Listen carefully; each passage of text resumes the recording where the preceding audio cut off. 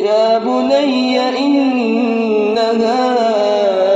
إن تك مثقال حبة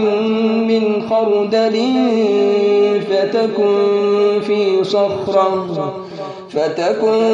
في صخرة أو في السماوات أو في الأرض يأت بها الله إن الله لطيف خبير يا بني أقم الصلاة وأمر بالمعروف وانه عن المنكر واصبر على ما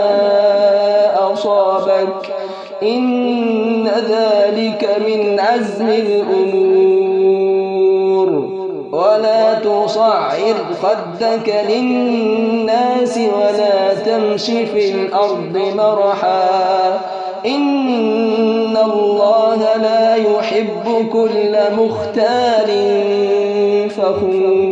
فخور إن الله لا يحب كل مختال فخور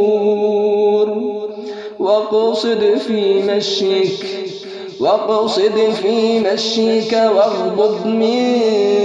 صوتك